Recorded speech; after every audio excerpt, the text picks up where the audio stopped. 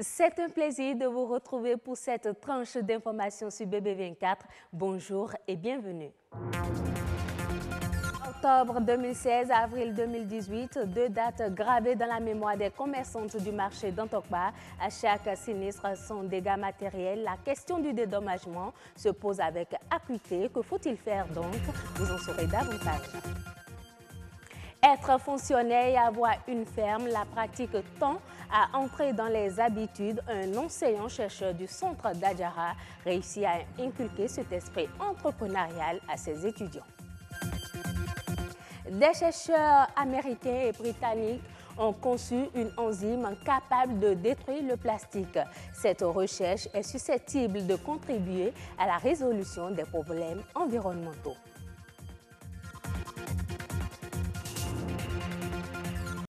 Dans la nuit du dimanche au lundi 16 avril 2018, une partie du marché d'Antokpa a été consumée par un feu dont on ignore jusque-là les vraies causes. Après cet incendie, une équipe de BB24 a fait un tour sur les lieux pour constater les dégâts au plan économique. Roland Chidime, Anthony Alaka. 31 octobre 2015, 16 avril 2018. Dans l'intervalle de moins de 3 ans, 2 incendies s'abattent sur le marché d'Antokpa. Cette fois-ci, c'est une partie du marché des vivres qui est partie en feu. Malgré les efforts des sapeurs-pompiers et du génie militaire déployés sur le terrain, plus d'une cinquantaine de boutiques sont parties en fumée sur une superficie de 4000 km². Nous mettons du temps au magasin. On a perdu beaucoup de choses. Tout ce qu'il y a dans le magasin a brûlé. Moi, j'étais même à Parakou quand on m'a appelé et je suis revenue. Je n'ai rien trouvé. Pour le directeur de la Sogema, l'incivisme des femmes du marché serait la cause de cet incendie. Les dégâts matériels enregistrés seraient estimés pour le moment à 287 millions de francs CFA pour 175 sinistrés enregistrés en 2 jours.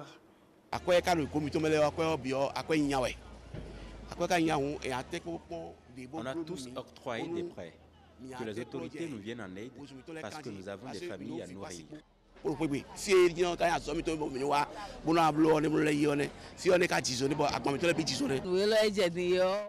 Cette situation nous dépasse.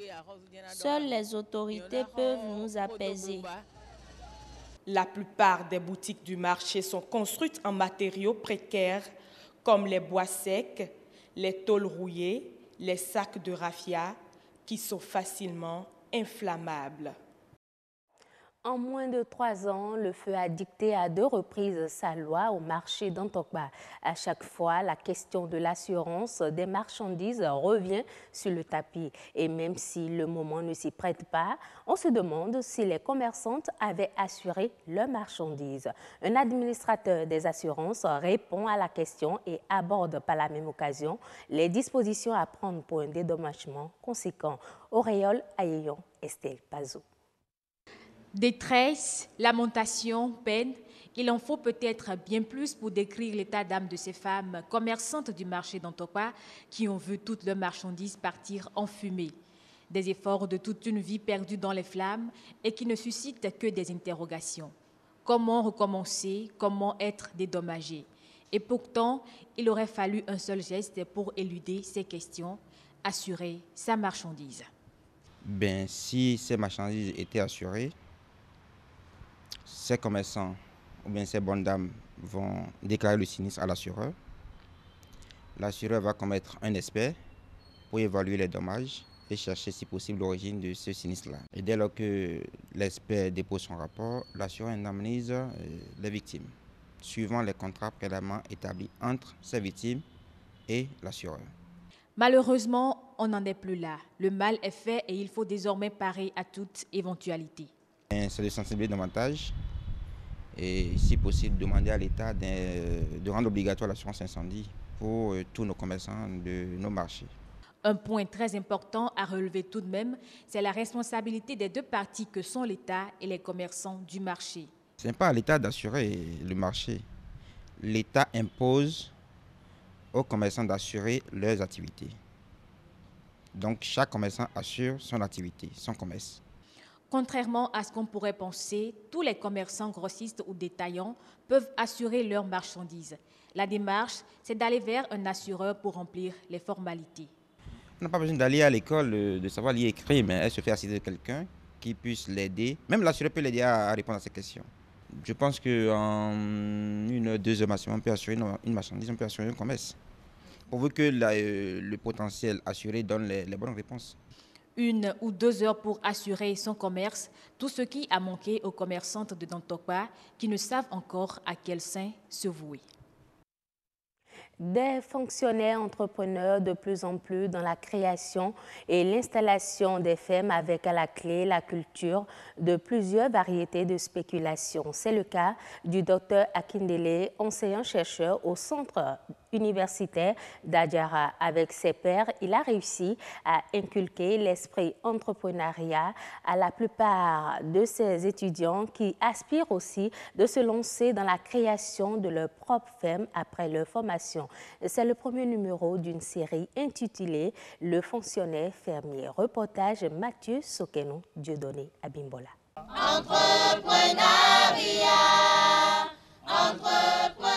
On peut se croire avec une chorale, mais détrompez-vous, ce sont les étudiants en géographie physique du centre universitaire d'Adjara. Ils chantent l'hymne de l'entrepreneuriat. Éveillons notre conscience pour un lendemain meilleur. L'entrepreneuriat, le docteur Akindele Akibou en a fait son cheval de bataille. Parallèlement à sa fonction d'enseignant de géographie environnementale, il s'est donné pour vocation de travailler la terre. J'ai démarré par la production du lapin. J'ai fait la cuniculture. J'étais déjà jusqu'à 50 têtes en termes de lapine mère. J'ai produit également de la papaye sur près d'1 hectare. Je rêve d'être un grand producteur et que mon champ de production soit un champ école. Et que mes cours se déroulent, n'est-ce pas, dans ces champs-là, pour qu'on puisse toucher de doigt maintenant les différentes réalités, au lieu de rester simplement calé dans les amphis pour dire, bon, quand ça flétille, c'est qu'il y a manque de... Non, il faut qu'on aille constater sur le terrain. Nous sommes sur la ferme du centre universitaire d'Adjara. Les étudiants en géographie physique et non en agronomie ont conscience de leur capacité à produire et à créer de richesses. Lucrèce et Sharafat, par exemple, ont fait l'option de produire en phase expérimentale du gombo. Dans le marché, nous avons constaté que la demande de gombo est très forte, raison pour laquelle nous nous sommes approchés de notre chef de département et ensemble, on a fait cette production-là. Par jour, des fois, on vend jusqu'à 20 000 par jour. Le minimum, si le marché ne coule pas. Mais s'il y a l'écoulement du marché, on va jusqu'à 40 000. L'espace d'expérimentation s'étend sur 4 hectares avec la production de la papaye, du vernonia ou encore de la banane. En 2017, pour la phase expérimentale, les étudiants ont commercialisé plus d'1 tonne de papaye. Blandine, elle, prépare son mémoire de licence sur la production de la pastèque. Son rêve, devenir la plus grande productrice de ce fruit dans toute la commune. Pour s'approvisionner en pastèque, eux là, ils se déplacent jusqu'à Ouida, Semelaba, pour s'approvisionner en pastèque, pour pouvoir les vendre.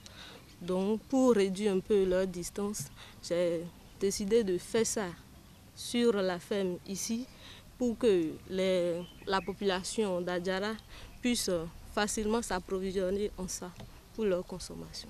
Et c'est ce que nous devons faire autant que nous sommes, parce que ça s'impose à nous tous aujourd'hui, hein, puisque le fonctionnariat ne marche plus. Nous sommes obligés d'aller vers, n'est-ce pas, l'auto-emploi. Et ça passe par l'entrepreneuriat. Ces étudiants ont désormais les yeux tournés vers l'entrepreneuriat agricole. La logique du docteur Akindele Akibou et de ses pairs, c'est de former des diplômés opérationnels, ou du moins des fonctionnaires fermiers. L'entrepreneuriat, c'est si bon. La lutte contre les plastiques pourrait prendre une nouvelle tournure à l'échelle internationale. Des chercheurs américains et britanniques ont conçu une enzyme capable de détruire ce déchet solide dont la gestion reste une préoccupation mondiale. Plus de précisions dans ce commentaire de Anno Adadja sur les images de l'AFP. Cette bactérie est capable de détruire le plastique. Elle avait été découverte au Japon il y a quelques années par des scientifiques d'une université britannique et du Laboratoire national des énergies renouvelables du ministère américain de l'énergie. C'est le résultat de plusieurs années de recherche. Les conclusions révèlent que cette enzyme est plus efficace pour détruire les plastiques, puisqu'elle se nourrit uniquement d'un type de plastique qui entre dans la composition de nombreuses bouteilles. Souple, flexible ou encore maniable, le plastique est un dérivé du pétrole qui participe à l'intoxication tant bien des animaux que des humains. Les dégâts environnementaux sont également énormes. Chaque année, plus de 8 millions de tonnes de plastique aboutissent dans les océans de la planète. Le recyclage est jusque-là la seule méthode de gestion des déchets plastiques.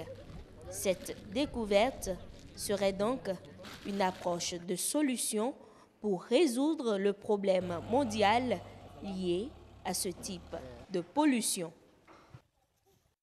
Merci de votre aimable attention. À bientôt.